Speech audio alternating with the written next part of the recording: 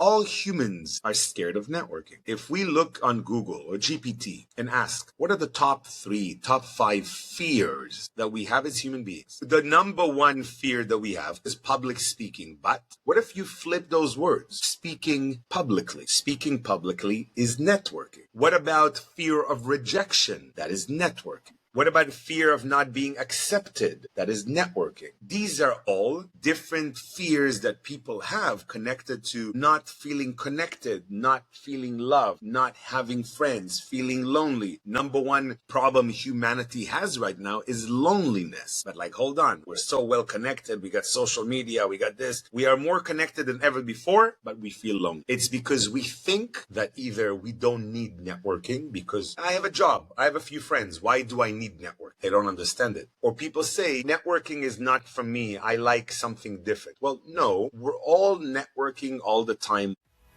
Before we dive into today's episode, please hit that subscribe button. Your support helps us grow and inspire more people on their journeys. Thank you. Hello, Gil. Thank you for joining us today and welcome to the show. Thank you so much for having me. I love seeing what you've been doing with your community. It's great. And having that green light in the background is something I want to learn how to do for myself as well. Thank you, Gil. I really appreciate it. And I can say the same about you, about what you've built and your experience and everything. But for those who don't know you, can you please introduce yourself? Yeah, of course. So, I'm the only Gil Petersil on Google. So it makes it a lot easier for anyone who's interested to pause for a second and say, hold on, before I'm going to listen to this podcast, let me check out who this guy is that Tommy decided to bring on board. So, I've been a serial entrepreneur for as long as I can remember, more than 20 years already. I've been very, very active. And during those years, I've lived in 7 different countries. I'm very happily living in Bali right now with 3 amazing kids. I've gone through a lot of successful failures as a businessman, but I've also gone through many, many experiments when it comes to building relationships. Experiment in collaboration, experiment in even building partnerships and friendships. And through that journey, I've been very blessed to have been asked to go and speak at different events around the world. And I've been on this journey, on the mission in the last 15 plus years to study the arts and sciences of human networking. And it's been a really beautiful journey to understand that networking is actually not just something we can think about or try to do when we need it. They're actually systems that we're built with, and we could choose to upgrade those systems. Some people say that they are a set of spiritual practices if you want to take it to that level. Some people say that you need to be more tactical and strategic so that you're not wasting time or just randomly helping anyone. Like, you're being very, very attentive and aware of hey, all these connections around me, where do I allocate my time? And I've given myself this discipline in life. I've been very fortunate that I've spoken on the topic over 1,000 different events around the world and 100 plus different podcasts. And I'm a continuous active learner of connecting, disconnecting, and reconnecting with human beings and, everything that we wish to one day get to. Where. So we need other people. Wherever we want to get to, we'll need other people. We can't do anything alone. So it's an enjoyable journey. And I think that you're a part of that journey for a reason. Thank you. I appreciate it. And how did you then, Gil, discover this? You said whether it's your why, mission, or the goal. Was there a one specific moment, something gradual? I can't remember one specific moment because I've been asked this so many times in my life, because it's not that one moment that made me go, aha, now I need to do this. I'm 47 years young and I've had more than 20 different projects and companies, meaning I've tried a lot of different industries, from owning restaurants and bakeries all the way to software companies and mobile apps, events companies, recruitment companies, tourism company. These days, I have a company that's all about connecting people over tea. I'm very active in the wellness space. So I've gone through a lot of trial and error on what makes sense to me, what fits my soul, what feels right on my destiny.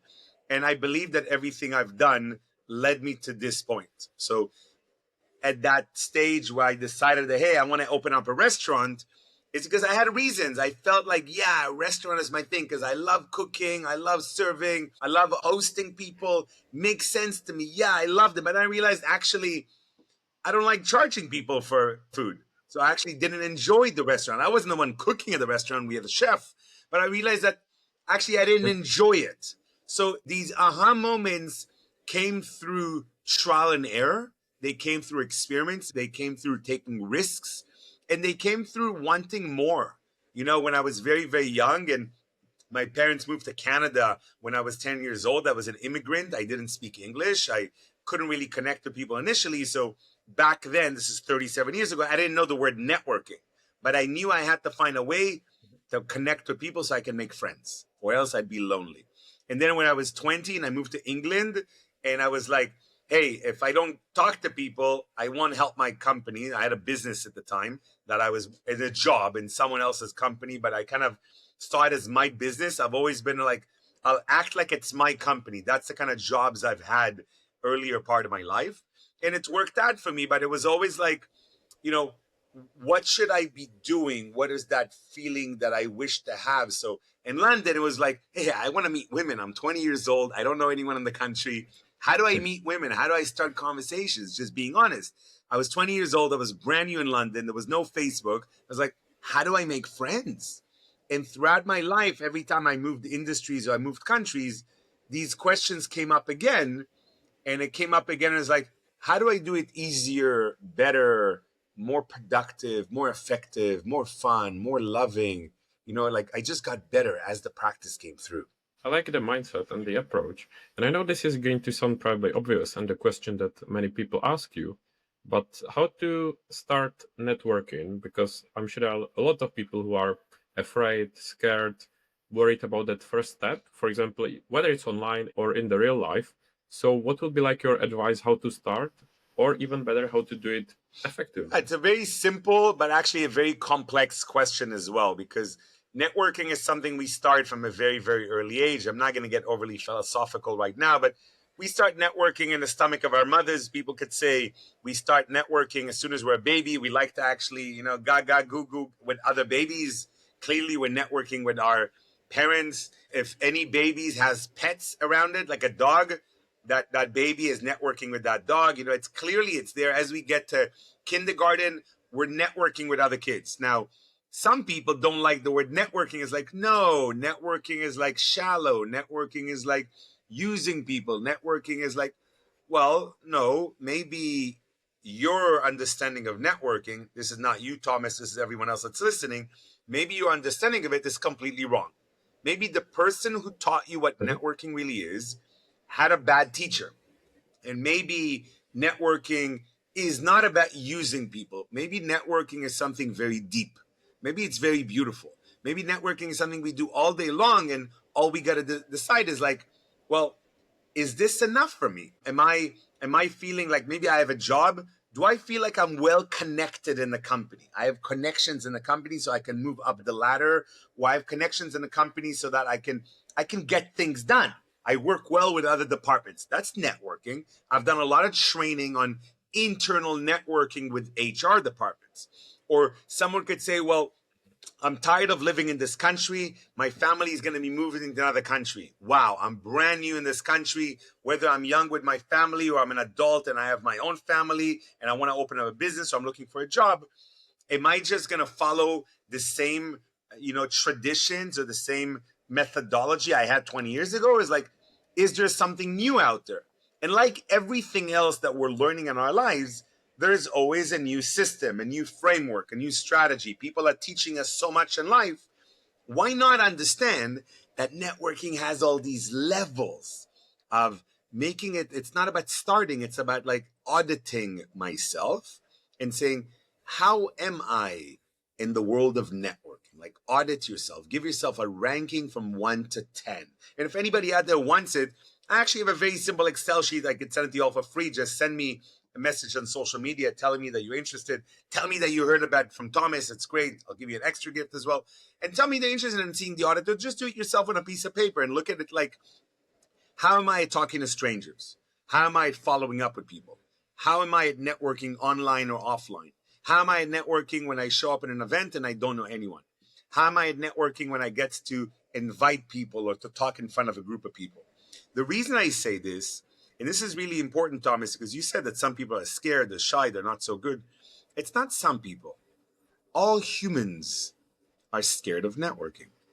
If we look on Google or GPT and ask, what are the top 3, top 5 fears that we have as human beings? Thomas, what would you say they are? Top fear. It's going to be public So speaking. the number one fear that we have, correct, I knew you would know the answer, is public speaking. But what if you flip those words? Speaking publicly. Speaking publicly is networking. What about fear of rejection? That is networking. Yeah. What about fear of not being accepted? That is networking. These are all different fears that people have connected to not feeling connected, not feeling loved, not having friends, feeling lonely. Number one problem humanity has right now is loneliness. But like, hold on, we're so well connected. We got social media, we got this. We are more connected than ever before, but we feel lonely. It's because we think that either we don't need networking because I have a job, I have a few friends. Why do I need networking? They don't understand it. Or people say, oh, networking is not for me. I like something different. Well, no, we're all networking all the time, whether we like it or not. You could sit in a cave all by yourself, which I have done. I have gone to dark retreats to explore. Can I network when I'm completely in the dark with no access to any technology, with no light whatsoever, and I am alone? Can I still network? And the answer was yes. Wow, that is called quantum networking mechanics. There's something clearly there because we've all had this experience of like thinking of someone and they call you, or feeling that you want to talk to someone and they send you a message. So what I tell people is start by auditing yourself and then say, let me improve just one step. Let me talk to one extra person this week. And I would suggest, like anybody else out there that wants to grow, get a mentor, get a coach, read a book, and understand if someone wants to play basketball very well, it's not just good enough to practice. You got to get some coaches that would elevate you. You want to learn how to cook, you want to learn how to be strong at the gym, you work with a coach, you work with a teacher. You can't learn how to play the piano completely alone unless you're a savant. And yes, there's a few of those in the world. You work with teachers. So I tell people, hey, networking isn't one of those skills that we've not been given the right tools. We've been just shown a way out there, and then we try to figure out it on our own. And I believe there's another way. And do you think, Gil, that anyone can learn how to 100%.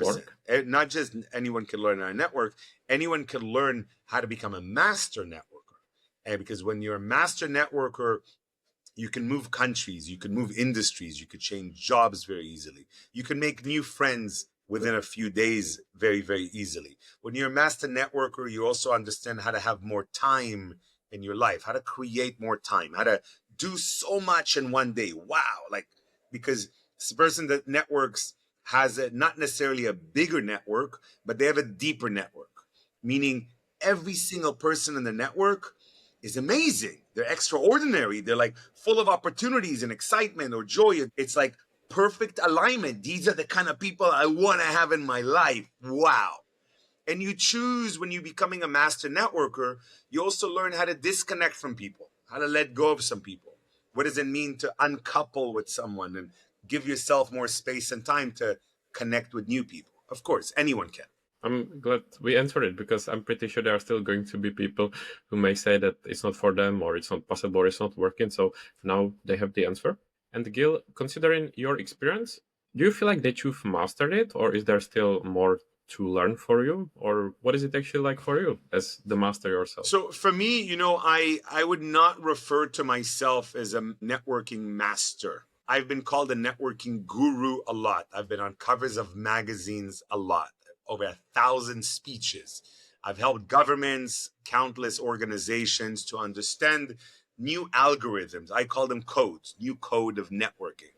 And the new codes of networking is understanding that in order to build relationships, build partnerships, build joint ventures, build friendships, build a network around us, we must learn new codes. We must explore them, study them. And for me, at least, it's this position that I am a constant student. I believe today, with certainty, I am the number one student in the world in the art and sciences of human networking, because Networking has science and art. It has the physical aspect of being there. It has the intellectual. It has the spiritual level. It also has the technological level. We can use technology these days to help us to network, which is wonderful. 20 years ago, more than 20 years ago, I did not have 30 years ago, but I didn't have a smartphone to do that, so networking was done very differently, which is why I tell people tend to have learned their networking codes from their families and then from their schools, from their teachers. Those people are older. They had very older type of codes. We cannot take their codes and model them. We can learn ethics from them, how to be nice. We can learn to be friendly with people. We could learn to be curious from people. We can learn to host. Hospitality is very nice. I learned hospitality, the importance of hospitality and networking from my grandparents and my parents. My mom loved hosting people, and that was something I learned. I learned to be very, very curious from my grandmother a lot. It's really wonderful. Just be curious in people, like, wow, like it's almost like receiving a gift and like what's inside. It's like meeting a person. It's like, wow, I want to know who you are sort of approach. So for me, I'm a constant student. I'm constantly learning more and more and more. And even just recently in my life, again, 47 young, and 2.5 years ago, my partner and I decided to uncouple as a husband and a wife. We are still parents together. We were married for 13 years, and we didn't believe in old codes of divorce or separation or breakup, like very negative words, or like, how do you leave a company? You get fired, you quit. Why are all these words so negative on how do you disconnect from a human being? It doesn't have to be negative. And we took on a different route. And uncoupling is a very beautiful process. We are not husband and wife anymore. We have 3 kids. We have a business together that we've been running with Tony Robbins for the last 13 years. And we found this new level of happiness. And there's a lot of beauty in connecting, disconnecting, and sometimes in different cases in the world, reconnecting. Reconnecting could also be called following up. When you meet someone amazing, and for some crazy reason, you never follow up with them again. A quick note before we continue. One of the things I've realized from hosting this podcast is that I spend a lot of time thinking about the conversations long after they end. That's one of the reasons I started Unproduced, a solo podcast where I share ideas, lessons, observations, and questions I'm still figuring out myself. If you'd like to check it out, you'll find the link in the description. Now, back to the episode. So Gil, you mentioned Tony Robbins, who obviously is a huge name in the space and everything. So can you tell us, how did you actually get to work with him? How did you discover him, and how do you work together or collaborate? Yeah, so those are 3 questions in one. I'll give you the short answer. So I discovered Tony Robbins when I was 18 years old. I was working in a distribution and warehousing company in Canada. I found myself in a senior position in the company at a young age, and I found myself not happy. I was not fulfilled. I didn't know what it means to quit such a good job. I wasn't great at networking back then at all. I didn't know how to talk to women back then. And I discovered Tony Robbins. I discovered him on one of those infomercials one late night while watching something online. And I bought his CDs. And it was quite special because back then it was like $500. And I actually didn't have that money. I didn't have so much cash flow.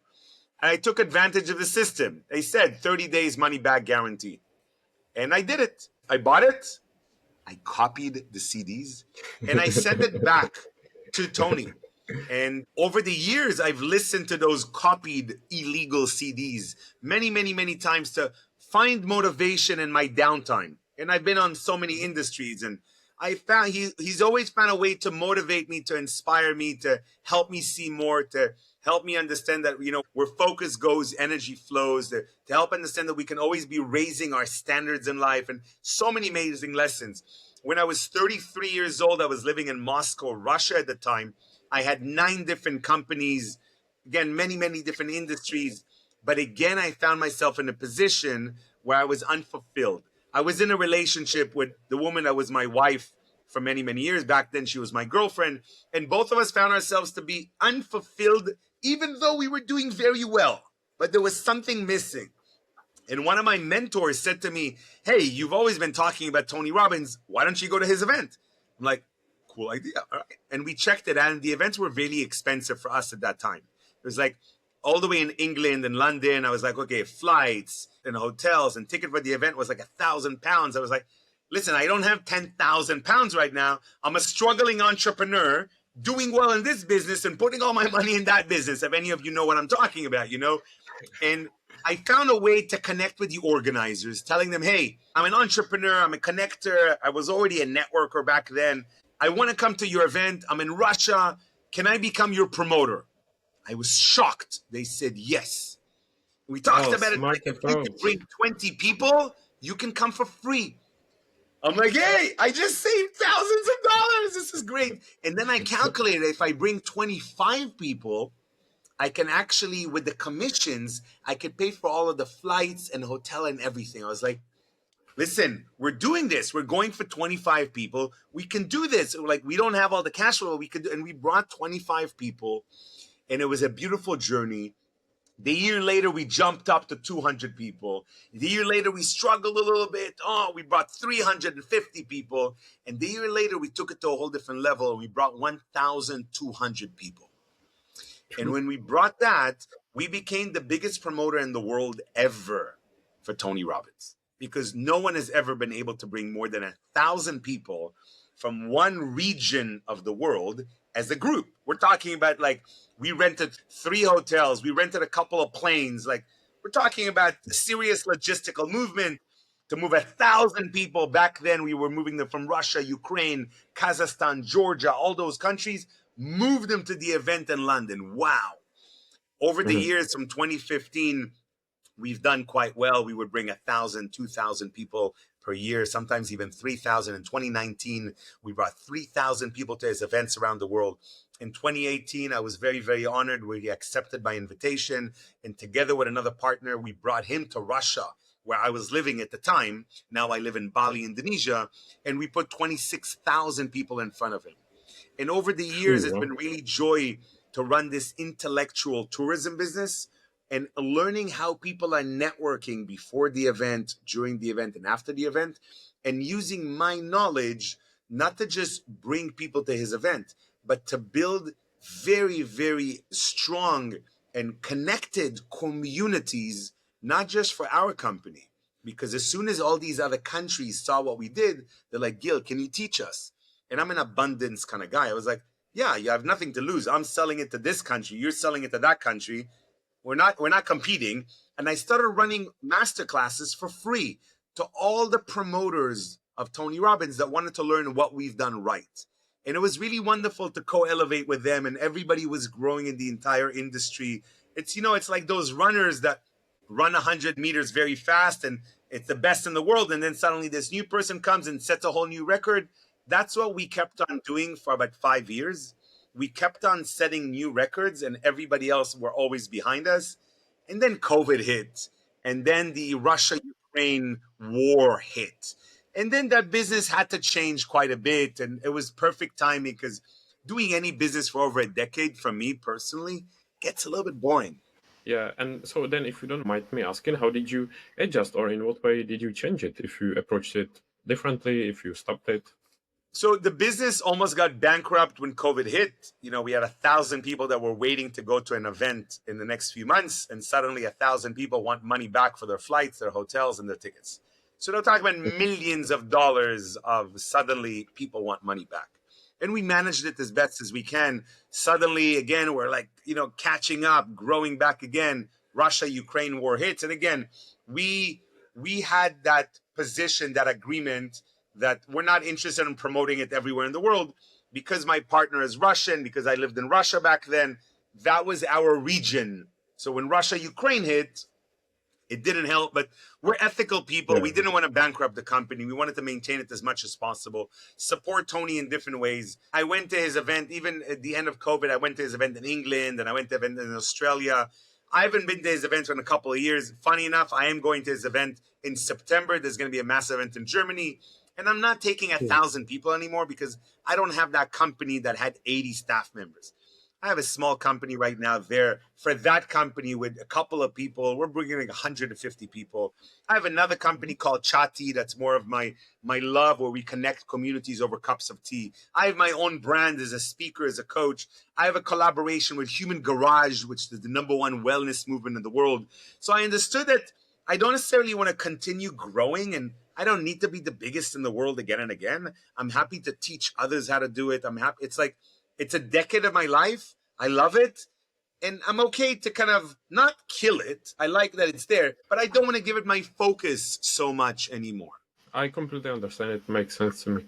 And you mentioned what you do, what you did before, but Gil, what helps you to manage everything? Because so many things you do, of course, enjoy life and need to rest. So how do you make sure that you Yeah, don't so burn I out? think the easiest way to do more in life is to ask for help. And asking for help is something that, again, it's one of the biggest weaknesses we have as people. We're not comfortable to ask for help. It's something many cultures, we've been programmed by society and by our parents that we could do things alone. And we've been programmed like stranger is danger. And these two things are completely bullshit. It's very wrong. Stranger is not danger at all, unless they have a gun pointing at you. Like, why are they a danger? They're just stranger. Get to know them. Be curious. And we can't do anything alone in our life. Anything. Nothing. I don't think I've achieved anything ever alone in my life. I've always collaborated with someone. I've always been inspired by someone. Someone always helped me, opened a door, guided me. There's always, I read a book, I read an article, and then I used that person's idea to get there. Always. And because of that, I'm constantly trying to collaborate with people, constantly looking to hire people. Sometimes they leave, sometimes I need them to leave. It's okay. Like, hiring someone and not having good experience is not the worst thing in the world. I've hired people and they quit after 2 days in a nice, friendly way. But it's like, okay, I've did my best to train them and to hire them, and I spend my time, but okay, doesn't work out. No problem. There's billions of people in the world. Right now, at this exact moment in the world, I believe there's at least 10,000 people in the world that would be a perfect fit to work in my team. Perfect fit. So that means if I don't get it right with a couple of them, that's okay. Move on. Let's try again. If I get, hurt by a relationship or someone cheats me, okay, it's happened. Like, okay, breathe in, breathe out, move on, try it again, like learn from it. And because I've gone through that a lot, I've built a pretty strong muscle, a pretty strong immune system to dealing with humans, to dealing with people, to moving Yeah. forward, to progressing, to understanding that I'm still alive, I have energy, I want to give time to my kids every single day. So I'm going to break down my calendar so that every single day I have time with my kids. I can spend 30 to 40 hours a week with them. I was curious one day because one of my mentors said, Gil, make sure to spend time with your kids while you're young, because as they grow up, that's it, they leave the house. And a lot of my mentors tell me, spend time with the kids. And I was like, well, what does that mean, spend more time? Can someone tell me, what do you believe is good enough time for a parent to spend with their kids with full presence? So I don't sit with my kids on my phone. Never. You don't see me walking into their bedroom with a phone in my hands. A phone is left in the other room. So in full presence, and I'm with them 30 to 40 hours a week. Most people don't understand how, but we have a lot of hours every week. What are you doing with your time? I'm still managing to have 7 to even 10 meetings every single day. My meetings don't need to be an hour. They could be 20 minutes, 30 minutes. That's it. Be clear. Because in those meetings, what are we doing? Networking. We're making agreements. We're making deals. We're trying to listen to each other. We're trying to agree on something to progress something. So to me, it's a constant practice of what I call quantum networking mechanics, because there's so much detail in there. And when you practice it so much, suddenly you expand time and you have just a lot more time every day to do more.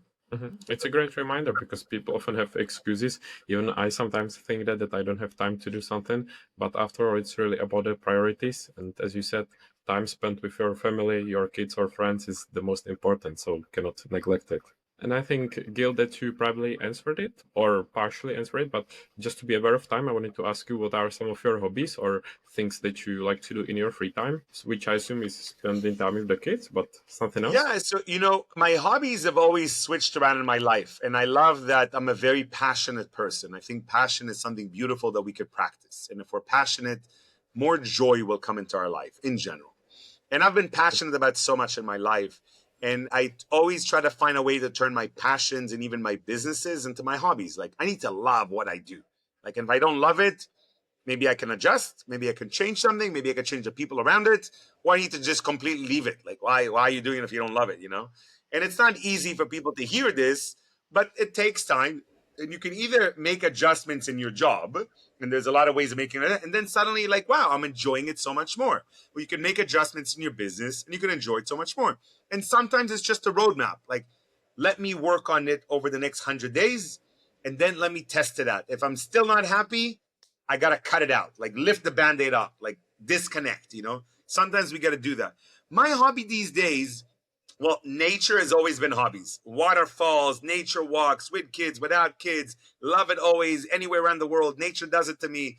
From my house here, I see 4 peaks, 4 mountains of Bali. We call them the 4 out of the 7 sisters. You know, like, I really enjoy sunsets and sunrises.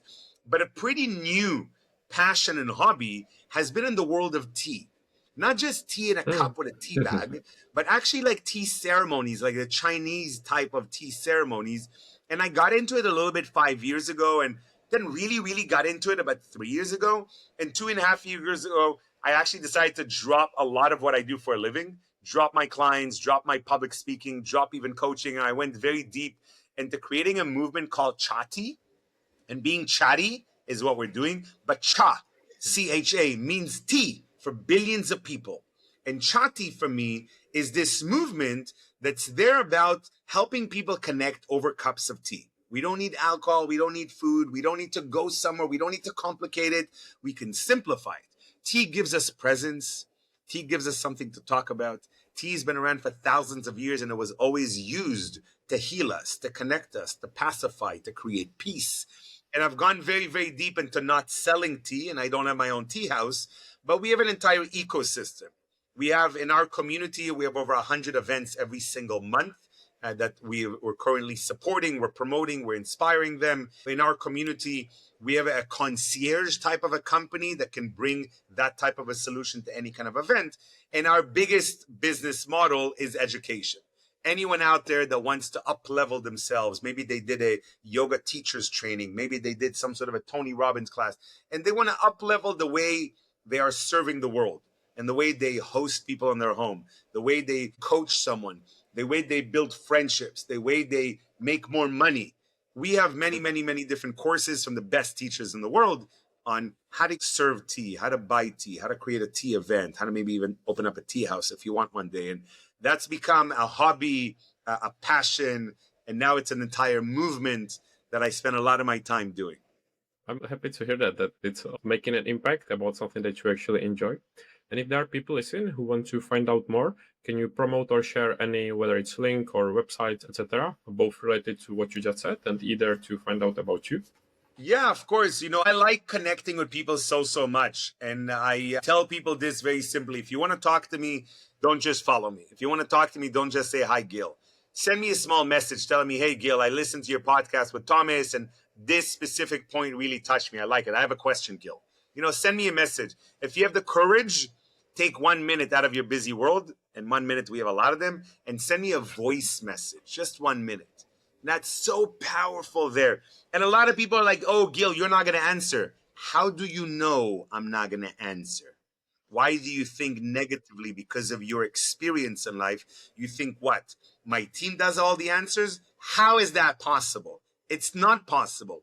People want to talk to me. They want to hear my voice. They want to get on phone calls with me. They want to get on podcasts with me. So if you're going to say hi, Gil, yeah, my team is going to say hi back to you.